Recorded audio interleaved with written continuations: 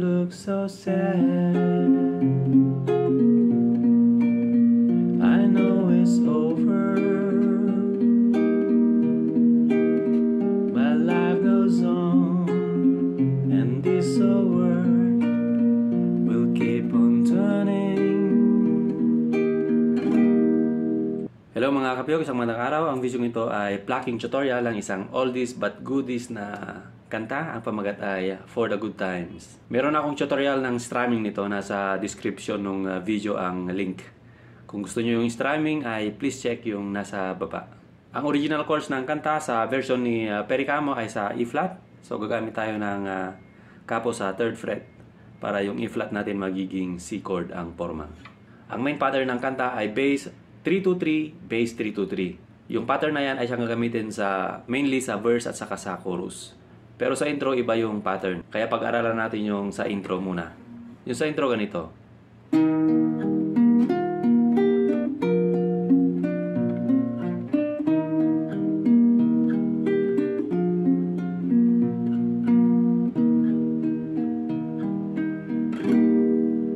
Okay, start tayo sa C chord.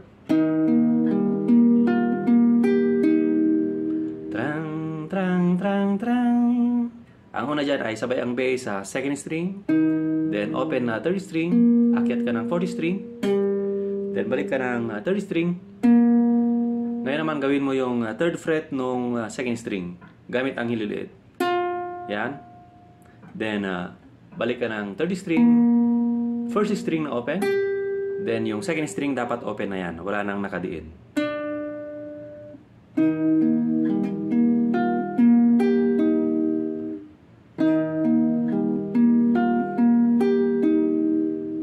Then, punta tayo ng second measure. Ang second measure ay combination ng D minor at saka G. Mula sa C.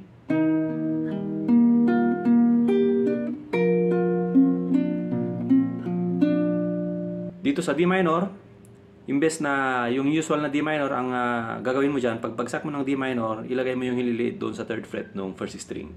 Bali, ganyan yan. Di ba ganyan yung D minor? Idadagdag mo lang yung hililiit doon sa 3rd fret ng 1st string. Balikan yan. So pagkalagay mo niyan, sabay ang bass doon sa 1st string, then 2nd, 3rd, 2nd.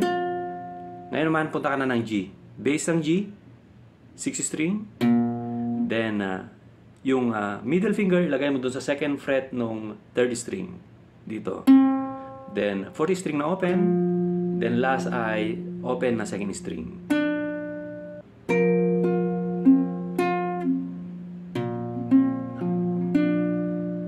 Then, sunod niyan ay isang C chord ulit. Yung pattern ng C na ito ay hindi pareho doon sa unang C. Gawin natin ang C hanggang C.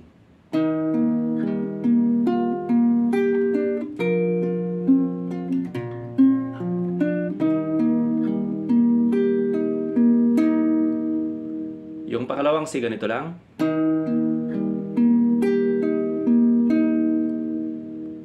Yung usual na pattern ng chord chart ng C, wala kang babaguhin dyan. Sabay ang bass sa 2nd string, then 3, 4, 3, then baba ka ng 1, 2, 3, then last ay 2.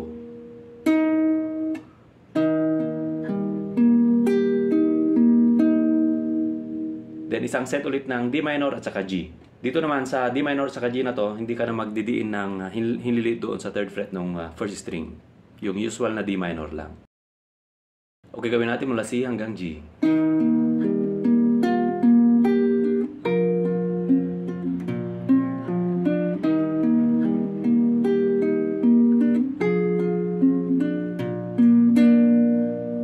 D minor at saka G. Sa D minor sabay ang bass at saka 1st string, then 2nd, 3rd, 2nd. Then punta ka ng G. Dito sa G, 3 bilang lang. Bass. Then 3rd string open. Then sabay ang 2nd and 3rd na open. Then hold mo yan. Parang rest. D minor. G. Buelo ng C chord. Ito yung C na bago papasok ng unang verse. Yung C na yan, ganito lang.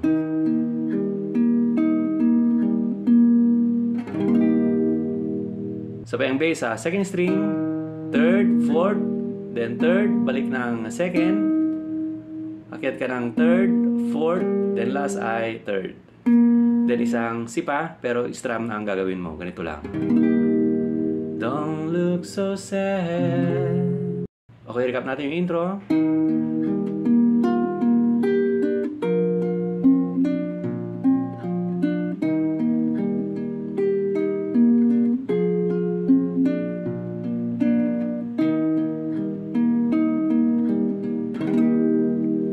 Don't look so sad.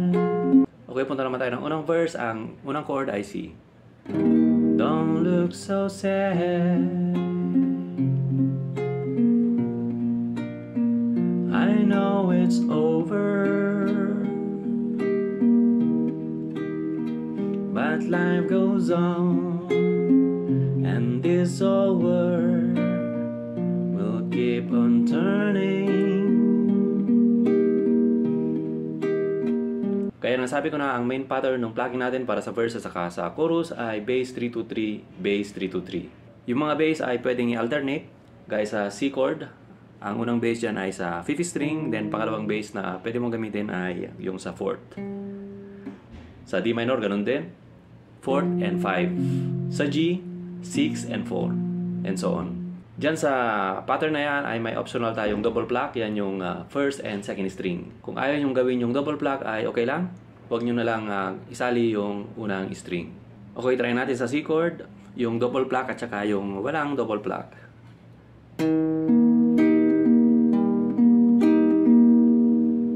Ito, dalawa. First and second. Pero kung wala, yung second string lang, okay na.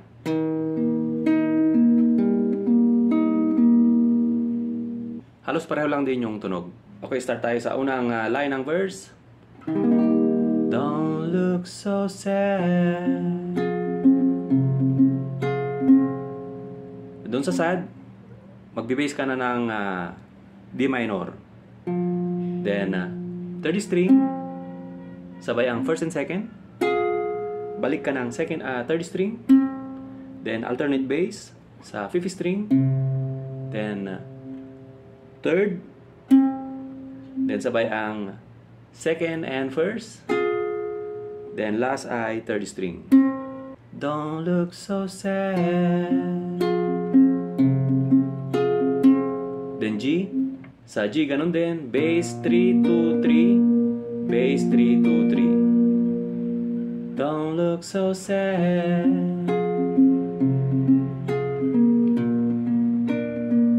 I know it's. Then, C. Over. Dito sa part na to, gagawa ka ng dalawang C. I know it's over,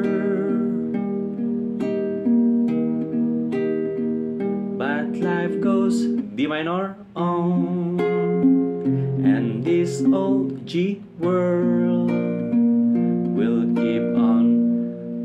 Dito sa turning, dalawang C ulit. Turning to, let's just be F glad we had some G time to spend together.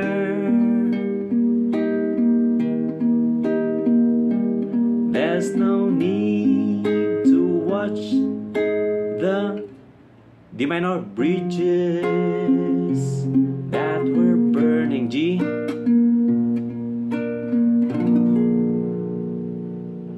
Pagkatapos ng G, 7. Then pasok na ang chorus. Okay, recap natin ang unang verse. Don't look so sad. I know it's over, but life goes on, and this old world will keep on turning.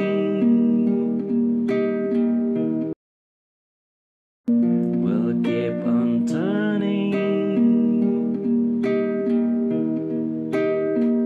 Let's just be glad we had some time to spend together.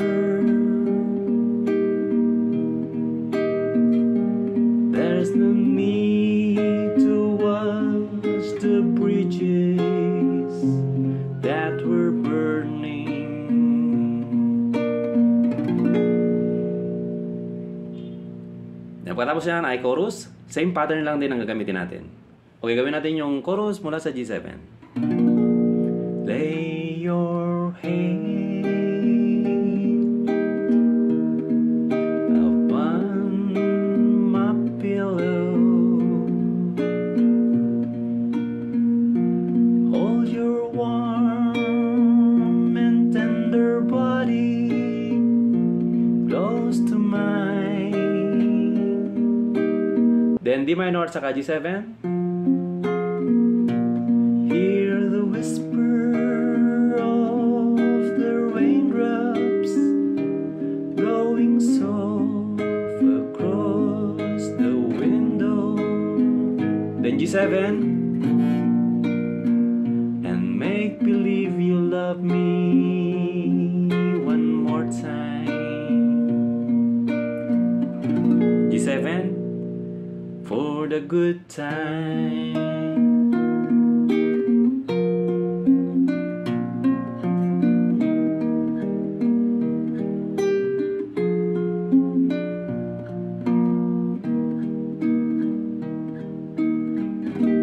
Then pasok ng second verse. Pagkatapos ng second verse ay balik ka ng chorus, then exit na. Yun lang yung plucking nung kanta. So ayan na nga yung plucking nung kanta. Sana nagustuhan ninyo. Sa mga hindi pa subscribe, please subscribe naman dyan o kaya follow. Depende kung saang platform kayo inabutan ng aking content. Sa mga hindi pa member na aking channel ay inaanyayahan ko kayong mag-join as member. Yung button ng join ay nasa baba. Pag naklik nyo yan ay makikita nyo yung mga benefits o kaya mga perks na nakapaloob dyan sa pagiging member. Maraming salamat po. Hanggang sa muli.